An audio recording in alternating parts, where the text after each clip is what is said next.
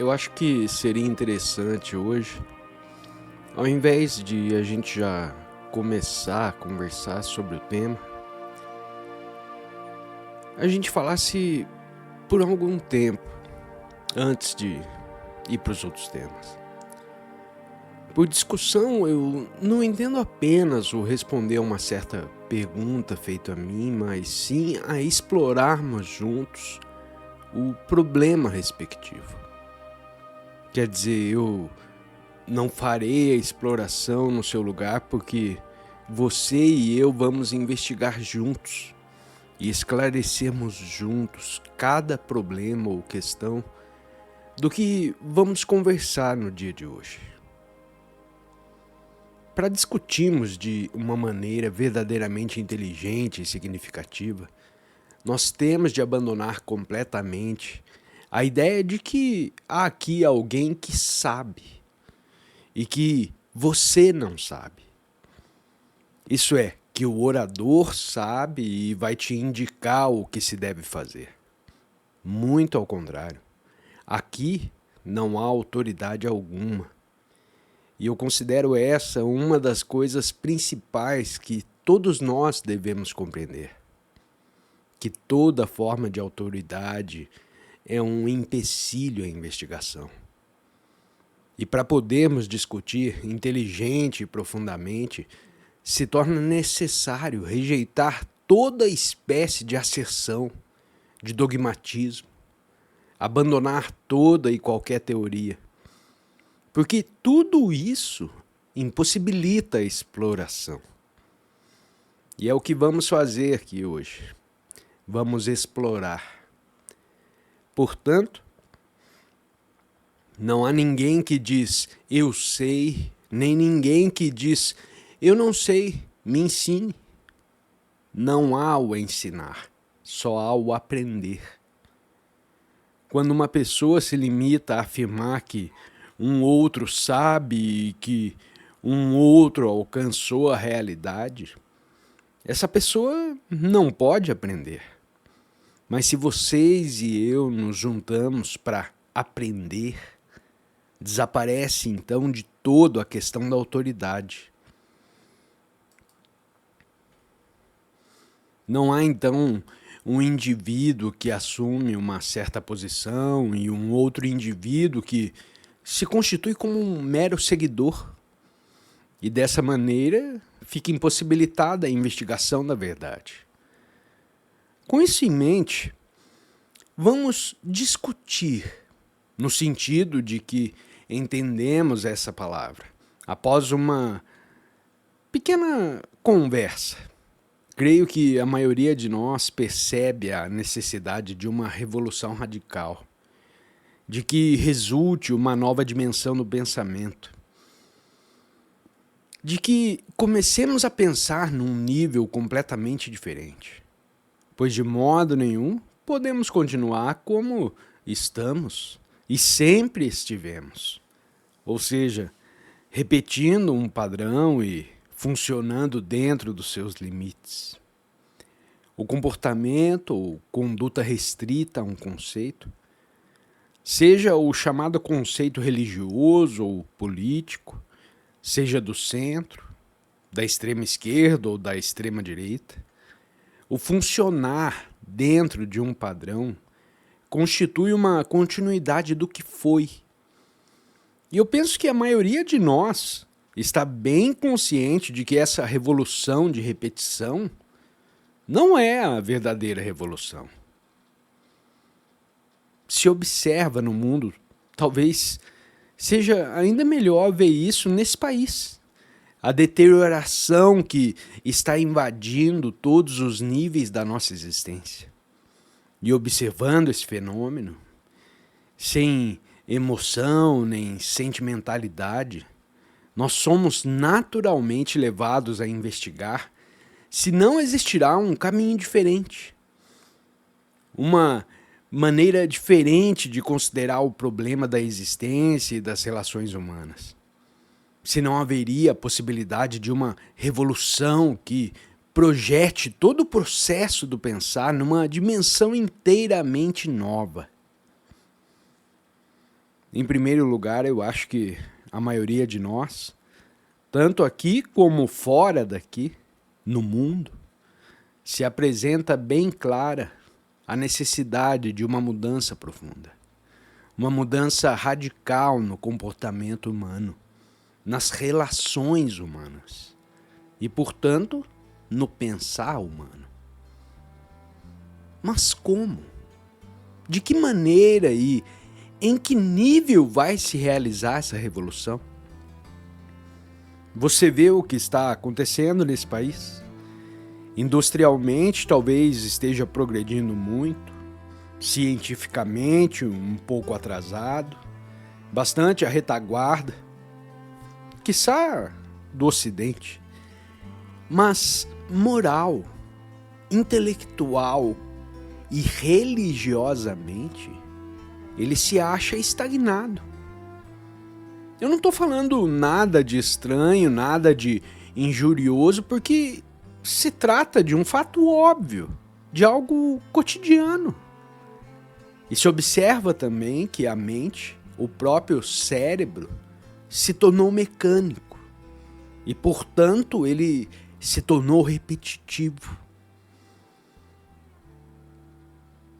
Eles ensinam um certo padrão de comportamento, certas normas de conduta, certas atitudes, desejos, ambições. E ele vai ficar funcionando dentro desse canal, dentro desse padrão. Você vê tudo isso. Não vamos entrar em pequenos detalhes aqui, já que isso é irrelevante, pois qualquer um pode encontrar esses detalhes se observar bem, se ler os jornais, se olhar em torno de si. Tanta miséria, sordidez, ineficiência, uma absoluta falta de consideração por quem quer que seja, uma total ausência de afeição, de amor, a perpétua repetição de frases, de ideias, de teorias sobre a existência ou a inexistência de Deus. O padrão socialista, o padrão religioso, o padrão comunista. Bom, se observando a tudo isso, se percebe a necessidade de uma radical transformação da própria natureza do cérebro. O cérebro, dizem os antropologistas, existe há 2 milhões de anos. E podemos continuar por outros 2 milhões de anos a repetir o mesmo padrão. Sofrimento, dor, mulher, família, filhos, disputas, as nacionalidades, a esquerda, a direita, a asserção de que há Deus, a asserção de que não há um Deus, de que devemos ser virtuosos, de que devemos ser isso ou aquele outro. Podemos continuar indefinidamente a repetir o mesmo padrão. Talvez ligeiramente modificado, alterado, mas sempre repetido.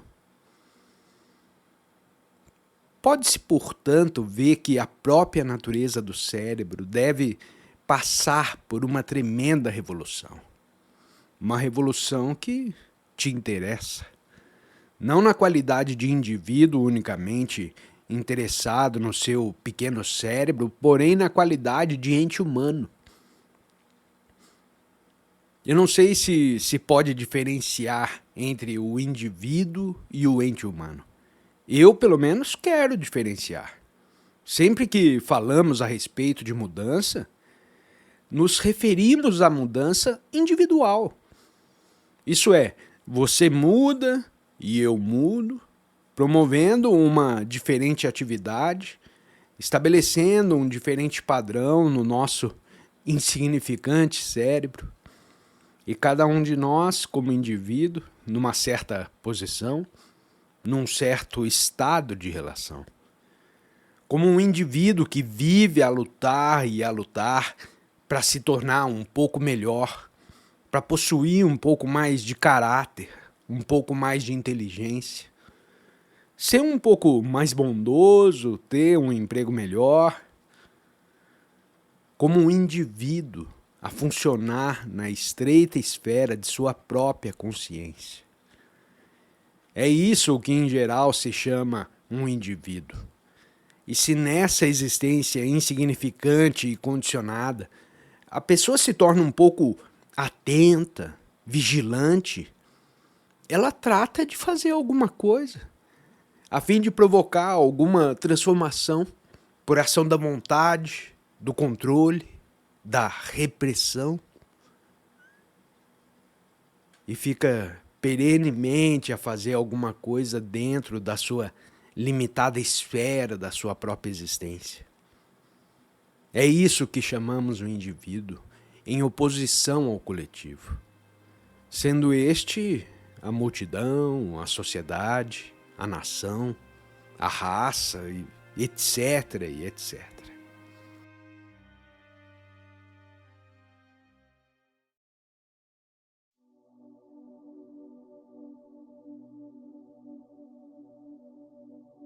O indivíduo existe de fato ou o que há é apenas uma divisão artificial entre o coletivo e ele próprio? Se uma pessoa se observa sem paixão, sem choque ou reação emocional, ela pode ver o que ela própria é, o coletivo. Você é o coletivo. Você é o resultado do seu ambiente, da sua sociedade, dos seus dogmas religiosos, das suas pressões religiosas, do clima, da alimentação, do sol. Não é como o indivíduo, porém o coletivo, o grupo. O ente humano total só existe fora desse padrão do coletivo e do indivíduo. Observe. Não é questão de concordar ou discordar, porque isso, sinceramente, não tem significado nenhum. Porque nós não estamos aqui a discutir teorias ou opiniões com que vocês concordam ou que discordam. Nós estamos observando fatos. E a respeito de fatos, não existe uma disputa para ver quem está certo e quem está errado. Você pode dizer que não vê o fato ou pode não querer vê-lo, já que a sua mente se acha muito confortavelmente instalada numa determinada rotina e a repetir incessantemente que não deseja ver coisa alguma fora do seu próprio âmbito. Pelo exame do fato que não é nem o indivíduo e nem o coletivo, porém que se acha além, muito além de um e do outro. E no meu sentir, só o descobrimento dessa coisa vai produzir aquela extraordinária mutação no próprio cérebro. Atualmente, nós nos servimos do cérebro num sentido limitado, ou seja, como indivíduo a tentar modificar o coletivo, ou então como coletivo querendo controlar o indivíduo. A sociedade a moldar o cérebro segundo um certo padrão, com crenças religiosas, com crenças econômicas, crenças sociais e tudo mais. E essa atividade da consciência dentro dessa esfera particular, por mais ampla que seja, é sempre limitada. E, portanto, essa consciência não é verdadeiramente individual. A verdadeira individualidade, que é o ente humano real, está além dessa esfera. E nos cumpre descobri-la. Para descobri-la, nós temos de compreender o inteiro mecanismo do cérebro. E na própria compreensão desse cérebro, ocorre a mutação. Não no tempo, mas fora do tempo. E é esta que considero a coisa mais importante para examinar e compreender. Por compreender, não entendo a compreensão meramente verbal, porém a compreensão real, o percebimento real dessa coisa. Não o entendê-la teoricamente, argumentativamente, intelectual ou verbalmente, porém o viver com ela realmente. E a verdadeira questão é essa. É possível a você e a mim promover essa mutação no uso do próprio cérebro? Uma revolução que não seja um processo gradativo no tempo, porém uma revolução, uma mutação imediata, resultante da compreensão imediata? Quando falamos de compreensão, entendemos com efeito que compreendemos alguma coisa imediatamente. E não que a compreendemos depois de amanhã, não é? Em geral, se entende pela palavra compreender imediatamente. Ela implica, portanto, a inexistência do amanhã. Compreendemos não filosoficamente ou pela ideação, porém realmente. Ou compreendemos uma coisa de imediato, ou não a compreendemos em absoluto. Buscar a compreensão por meio das ideias supõe tempo, um período, uma distância que se tem que percorrer para atingir a compreensão. Tornar-se bom, tornar-se não violento. Nós temos a ideia, temos a distância. E para percorrer essa distância, nós precisamos de tempo. Trata-se, portanto, de um processo gradual. Esse é um dos fatores constitutivos da mente, que tão condicionada foi pelo tempo, que pensa que só através do tempo se pode alcançar alguma coisa. Naturalmente, você precisa de tempo para construir uma estrada, para aprender uma língua, para nos transportarmos daqui até outro lugar. Esse é um tempo absolutamente necessário. Mas o tempo ideológico, a ideia de uma perfeição, de um Deus, do que quer que seja, só atingível por meio do tempo, esse é um dos tradicionais padrões do nosso pensamento, radicado no próprio cérebro. E perceber a sua falsidade é compreender a vital importância de uma completa transformação agora mesmo.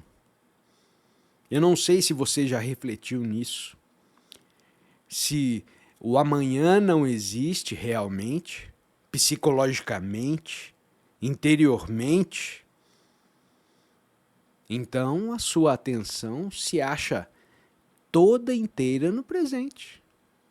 E a sua atitude perante a vida é perfeitamente integrada, perfeitamente inteiriça e não fragmentária. E essa é uma das mais importantes mutações que podem se verificar ao perceber o significado dessa ideia da existência de um amanhã e de que nesse amanhã nós vamos nos tornar algo. Ao perceber a verdade de que não existe amanhã, psicologicamente, então toda a estrutura cerebral, mental, emocional, psicológica vai sofrer uma tremenda transformação. Ao nosso ver, é essa a única revolução possível. Tanto nos dias de hoje, talvez para sempre. Não compare o que estamos dizendo com suas palavras sânscritas ou com o que foi dito por alguém. Não exclame aqui, ele está falando o que fulano disse no Purana, nos Vedas, no Upanishad. Quando você compara o que ouve com o que tem lido, simplesmente cessa a compreensão. Naturalmente, você não vai estar mais escutando. Você só está escutando o que já sabe e comparando com o que ouve, para ver se as duas coisas se encaixam entre si. Só isso. E quando o que ouve dizer está de acordo com o que disse uma certa pessoa religiosa, você se sente altamente estimulado e talvez até diga: ah, nós não temos que recear, nós estamos em segurança. Nós não estamos falando de segurança. Muito pelo contrário. Estamos falando da necessidade de uma tremenda revolução. Uma revolução que, obviamente, tem de ser religiosa. Por revolução religiosa, eu entendo uma revolução completa, uma revolução total, não fragmentária. Trata-se da realidade total e não da realidade econômica, da realidade social, da realidade psicológica, que são realidades fragmentárias.